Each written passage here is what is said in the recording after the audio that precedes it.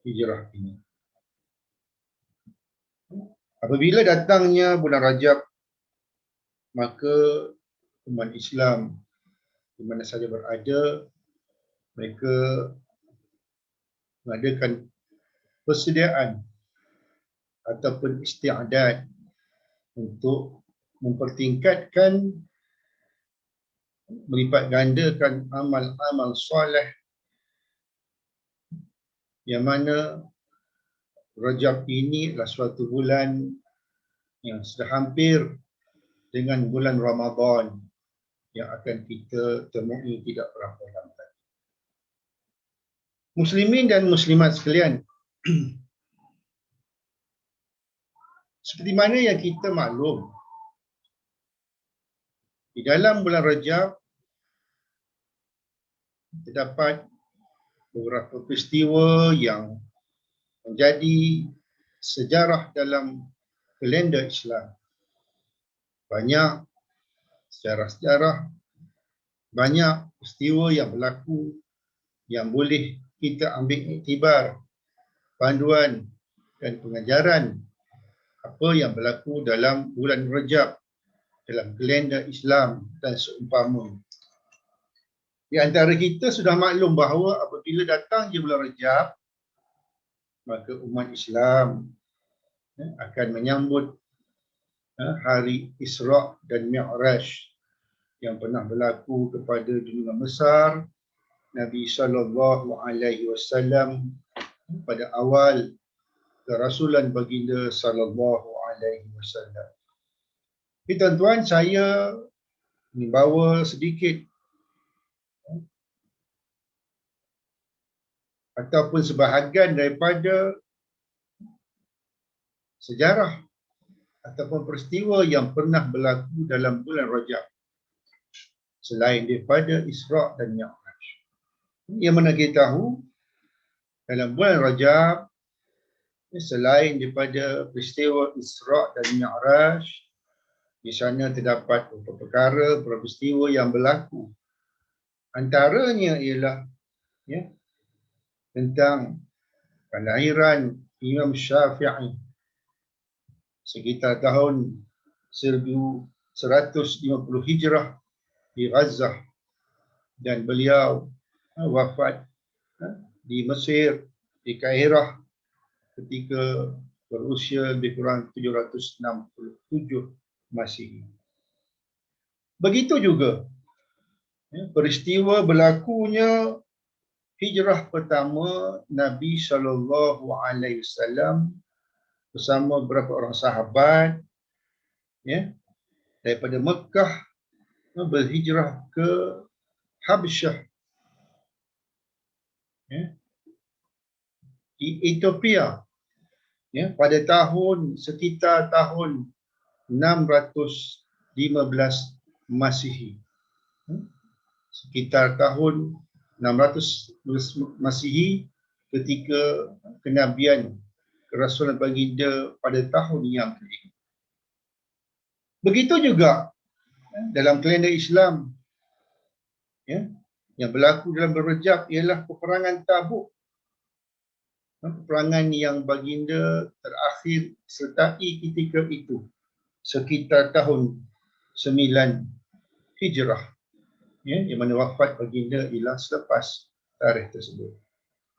Dan terakhir sekali ialah kita maklumi bahawa berlakunya pembebasan Baitul Maqdis di Palestin pada tahun sekitar 583 Hijrah. Muslimin dan muslimat sekalian, apabila dikatakan tentang Isra' Mi'raj, maka tak dapat tidak ada di sana surah yang mengisahkan tentang Isra' dan Mi'raj. Antara ialah surah Al-Isra' di dalam juzuk yang ke-15. Yang mana Allah Subhanahu wa Ta'ala berfirman dalam Al-Quran yang berbunyi, A'udzu billahi minasyaitonir rajim. Bismillahirrahmanirrahim. Subhanalladzi asra bi'abdihi laylam minal masjidil haram ilal masjidil aqsa alladzi barakna hawlahu linuriyahu min ayatina innahu huwas sami'ul basir. Surah Al-Isra ayat yang pertama. Maha suci Allah yang telah memperjalankan hamba-Nya iaitu Nabi Muhammad sallallahu alaihi wasallam pada suatu malam dari Masjidil Haram di Mekah ke Masjidil Aqsa di Palestin, yang mana telah kami berkati sekelilingnya agar kami memperlihatkan kepadanya sebahagian dari tanda-tanda kebesaran kami, iaitu kebesaran Allah Subhanahu wa taala. Sesungguhnya Dialah Allah yang Maha mendengar lagi Maha melihat. Muslimin muslimat sekalian, ini adalah antara ayat Al-Quran yang menyatakan tentang Isra' Nabi sallallahu alaihi wasallam. Manakala Mi'raj Nabi pula ialah ayat dalam surah An-Najmi ayat pertama sehingga ayat 14 yang berbunyi A'udzu billahi minasyaitonir rajim. Bismillahirrahmanirrahim. Wan najmi idza hawa ma dhalla sahibukum wa ma ghawa wa ma yantiqu 'anil hawa in huwa illa wahyun yuha 'allamahu shadidul quwa dzu mirratin fastawa wa huwa bil ufuqil a'la thumma dana fatadalla wa kana qaba qausaini aw adna wa auha ila 'abdihi ma auha ma kadzaba al fuadu ma ra'a afatumarunahu 'ala ma yara wa laqad ra'ahu nazlatan ukhra 'inda sidratil muntaha. Surah An-Najmi ayat 1 sehingga ayat 14 yang bermaksud, demi bintang ketika terbenam, kawanmu Muhammad tidak sesat dan tidak pula keliru, dan tiadalah yang diucapkan itu Al-Quran menurut kemahuan hawa nafsu. Ucapannya itu tiada lain hanyalah wahyu yang diwahyukan kepadanya, yang diajarkan kepadanya oleh Jibril yang sangat kuat, yang mempunyai akal yang cerdas, dan Jibril itu menampakkan diri dengan rupa yang asli sedang dia berada di ufuk yang tinggi. Kemudian dia mendekat, lalu bertambah dekat lagi. Maka dia dekat pada Muhammad sejarak 2 hujung busur panah atau lebih dekat lagi. Lalu dia menyampaikan kepada hamba-Nya Muhammad apa yang telah Allah wahyukan. Hatinya tidak mendustakan apa yang telah dilihatnya.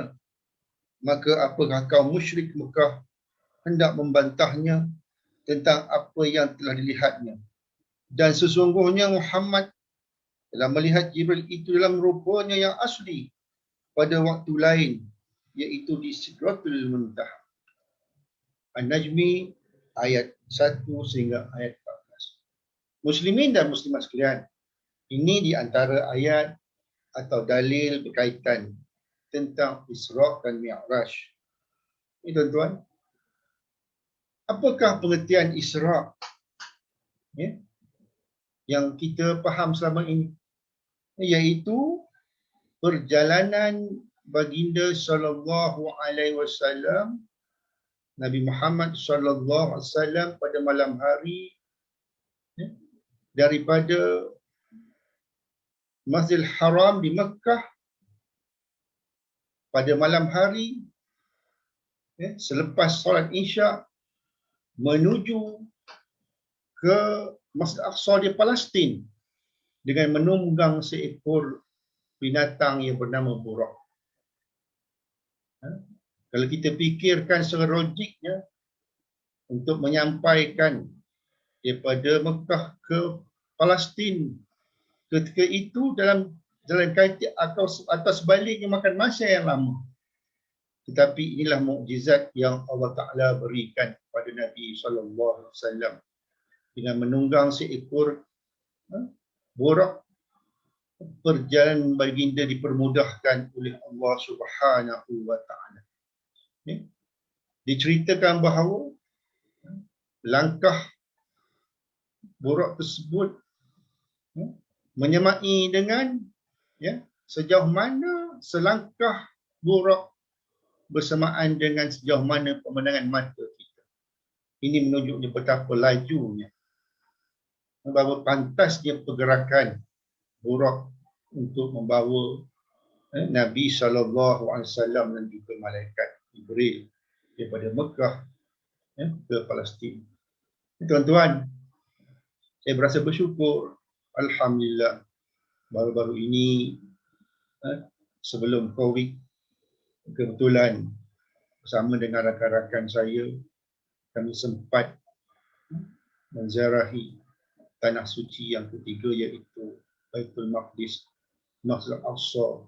Alhamdulillah, pada bulan 12 2019 kami bersama kawan-kawan dapat orang kata melaksanakan apa yang dituntut oleh Nabi SAW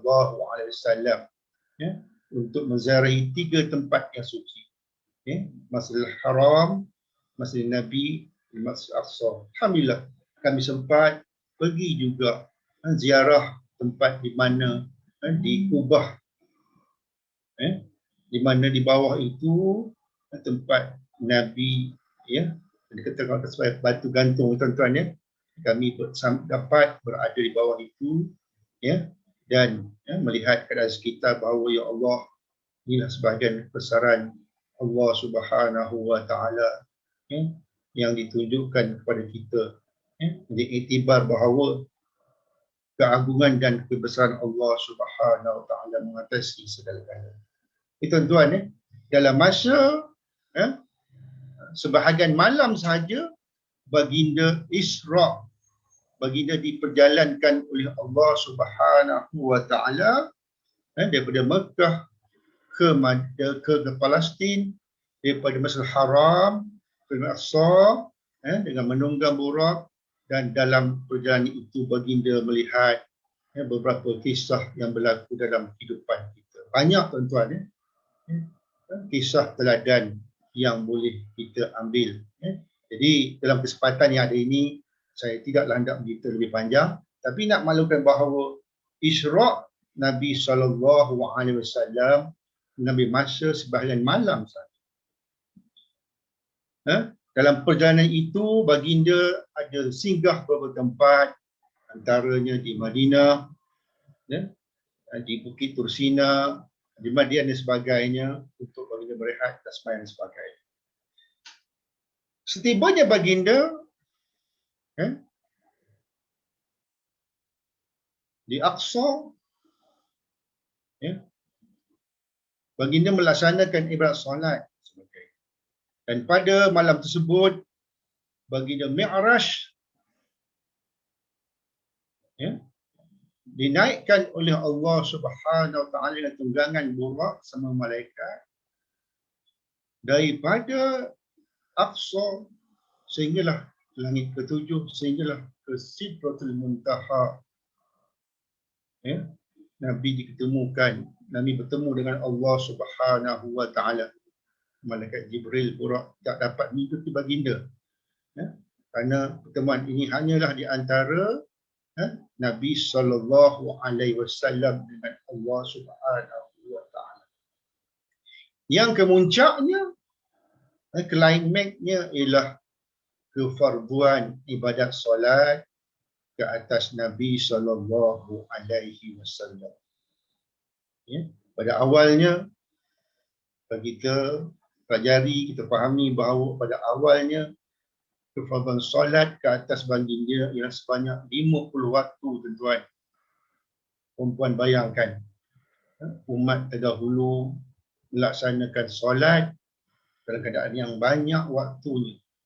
Maka apabila dimaklumi oleh para nabi dan para rasul yang berada di tingkat masing-masing, ada yang bernasihat kepada baginda, antara Nabi Musa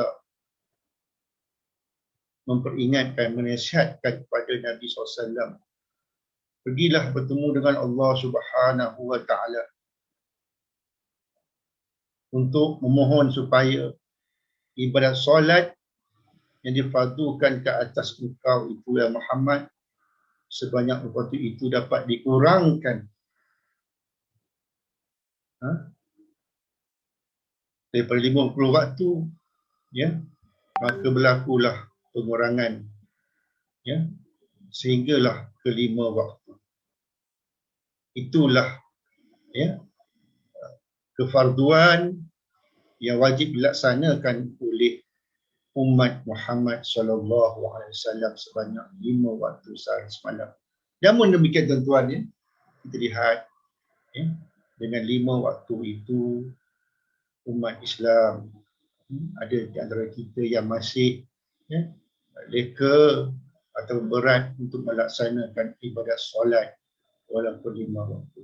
Marilah sama-sama memohon kepada Allah Subhanahu wa Ta'ala kita ini digolongkan dalam orang yang sentiasa istiqamah, iltizam untuk melaksanakan solat fardu, ya, menepati masa, dan dalam masa yang sama kita melaksanakan solat sunat, ya, untuk menampung dan sebagainya. Muslimin dan muslimat sekalian, ini berkisar tentang pengertian Isra' dan Mi'raj Nabi sallallahu alaihi wasallam.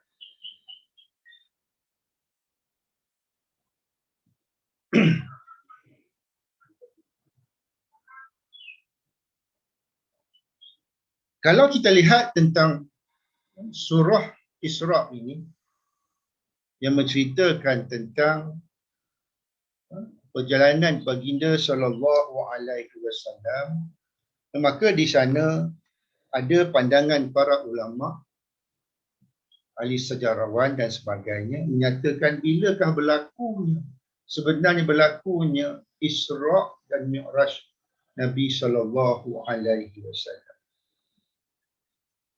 Ada beberapa pendapat berkaitan tentang peristiwa ini, antaranya pendapat Ali Ibn Shihab.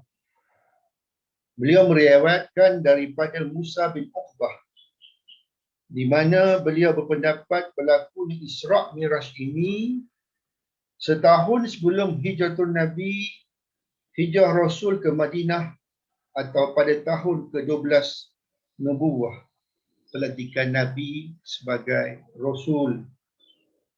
Antara yang berpendapat demikian ialah Az-Zuhri dan Ibnu Sa'ad. Demikian juga yang dipastikan oleh Imam An-Nawawi, bahkan Ibnu Hazm dan Al-Andalusi berpendapat inilah pendapat terbanyak di kalangan ulama tarikh, ulama ataupun tokoh-tokoh sejarah Islam. Manakala Al-Hafiz Abdul Ghani Al-Muqaddasi berpendapat demikian, dan beliau menambah saat berlakunya peristiwa tersebut ialah pada bulan Rajab. Ya. Seterusnya Al-Waqasi, beliau berpendapat berlakunya Isra' ini pada tahun ke-5 kenabian Rasulullah sallallahu alaihi wasallam. Ya. Lahrabiyah pula berpendapat berlakunya peristiwa Isra' ini pada malam 27 Rabiul Akhir pada tahun 12 kenabian Rasulullah sallallahu alaihi wasallam. Abu Umar menyatakan sesungguhnya tidak ada seorang pun daripada ahli sirah yang mengetahui secara pasti tarikh sebenar berlaku peristiwa Isra' dan Mi'raj. Sungguh pun demikian, ramai ulama sirah yang berpendapat berlakunya peristiwa ini pada tahun ke-10 nubuwah Rasulullah sallallahu alaihi wasallam. Tuan-tuan, pastinya, ya, Isra' dan Mi'raj ini berlaku pada bulan Rajab. Ya. Muslimin dan muslimat sekalian, adakah Isra' dan Mi'raj berlaku dengan roh atau jasad? Pada malam baginda Isra' dan Mi'raj, adakah baginda dalam keadaan sedar, iaitu sama ada dengan roh atau jasad? Roh dan juga tubuh badan baginda sendiri. Dalam menentukan rupa bentuk perjalanan tersebut, sama ada perjalanan roh sahaja atau roh berserta jasad, terdapat perbezaan di kalangan para ulama salaf dan ulama khalaf. Sebahagian ulama berpendapat perjalanan tersebut hanya berlaku melalui roh, di mana pada saat tersebut jasad Rasulullah SAW masih terbaring di Masjidil Haram. Sungguh perjalanan itu hanyalah mimpi, tetapi mimpi para anbiya adalah benar dan wajib mengimaninya. Pendapat ini sebenarnya dikemukakan oleh Muawiyah dan Aisyah radhiyallahu anha. Demikian mengikut riwayat Hasan dan Ibnu Ishaq. Ibn Qayyim Al-Jauzi merumuskan pendapat Aisyah dan Muawiyah dengan katanya, hendaklah diketahui perbezaan pendapat ini dengan perkataan beliau Isra' dalam keadaan tidur. Jauh bezanya dengan kalau dikata beliau Isra' dengan rohnya, tidak dengan disertai jasadnya. Demikianlah pendapat Aisyah dan Muawiyah, di mana mereka berdua tidak pernah berkata Rasulullah Isra' dalam keadaan tidur, iaitu mimpi. Kerana antara penggambaraan dengan roh dan penggambaraan melalui mimpi terlalu jauh bezanya. Penggambaraan melalui mimpi lebih bersifat khayalan, yang mana mimpi itu berlangsung roh terpisah daripada jasad, bermakna pada saat itu orang yang bermimpi akan mati. Adapun Rasulullah SAW berjalan dengan rohnya yang terpisah daripada jasad dengan izin Allah yang Maha Suci, yang menjulang menemui Allah dalam keadaan hidup dan kemudian dikembalikan semula kepada jasadnya juga dalam keadaan hidup. Pendapat ini juga dipegang oleh Al-Alama As-Sa'di dalam kitab beliau Hawashi Al-Baydawi, di mana beliau berkata, dan Mi'raj itu adalah dengan ruhnya di waktu baginda sedar, bukan sedang tidur. Dan yang demikian itu sebagaimana yang diisyaratkan oleh Ibn Qayyim juga tetap merupakan satu mukjizat kepada baginda Nabi SAW. Ini golongan yang pertama. Golongan yang kedua pula berpendapat berlakunya Isra' dan Mi'raj merupakan perjalanan roh beserta jasad. Inilah pendapat sebahagian besar daripada ulama terkemuka di kalangan ulama salaf. Mereka berpendapat sekiranya perjalanan Isra' ini hanya melibatkan roh sahaja tanpa jasad, sebagaimana dikatakan oleh ulama yang pertama, sudah tentu Allah berfirman, Subhanallazi asra bi ruhi abdih. Subhanallazi asra bi ruhi abdih. Maha suci Allah yang menjalankan roh hamba-Nya. Sedangkan hakikatnya Allah berfirman, Subhanallazi asra bi abdih. Maha suci Allah yang telah memperjalankan hamba-Nya, iaitu Nabi SAW. Ini menunjukkan bahawa perjalanan tersebut melibatkan jasad hamba, iaitu Muhammad SAW. Andainya perjalanan itu hanya melibatkan roh sahaja, maka tidaklah menjadi suatu kelebihan kepada Sayyidina Abu Bakar yang telah membenarkan Isra', serta tidaklah pula menjadi kegemparan bagi golongan Quraisy apabila mendengar berita perjalanan tersebut. Sebahagian besar para ulama berpegang kepada pendapat ini kerana dengan meyakini bahawa perjalanan tersebut melibatkan ruh dan jasad akan lebih menelahkan tanda-tanda mukjizat Rasulullah sallallahu alaihi wasallam. Tuan-tuan dan puan-puan sekalian, inilah sebahagian daripada pandangan ataupun hujah yang mengatakan bahawa Isra' baginda sallallahu alaihi wasallam pada malam tersebut adalah berlaku dengan roh dan jasad baginda sendiri pada malam tersebut. Ya, alhamdulillah. Jadi tuan-tuan, saya rasa inilah yang dapat disampaikan sedikit tentang Isra' dan Mi'raj sepintas lalu yang telah berlaku dalam bulan Rejab pada tahun 662 Masihi. Dan juga kita telah dimaklumkan, ini kita pun maklum bahawa di sana terdapat juga peristiwa-peristiwa lain yang berlaku dalam bulan Rejab. Jadi kita ambillah pengajaran sebagai ilmu untuk kita mengambil iktibar pengajaran bahawa peristiwa yang berlaku dalam bulan Rejab ini yang membawa kesan yang terbaik dalam kita untuk istiqamah, lazimkan diri kita, mendekatkan diri kita kepada Allah Subhanahu wa taala. Terutamanya dalam bulan Rejab ini adalah kefarduan untuk umat Islam, umat Nabi Muhammad sallallahu alaihi wasallam melaksanakan tuntutan ibadat sembahyang yang telah diwajibkan sebanyak 5 waktu sehari semalam. Tuan-tuan, puan-puan, para pendengar yang dikasihi sekalian, ini yang dapat saya sampaikan dalam masa yang agak terbatas ini. Moga-moga ada manfaat pada kita bersama. Aqulu qawli hadza wa astaghfirullah. Assalamualaikum warahmatullahi wabarakatuh.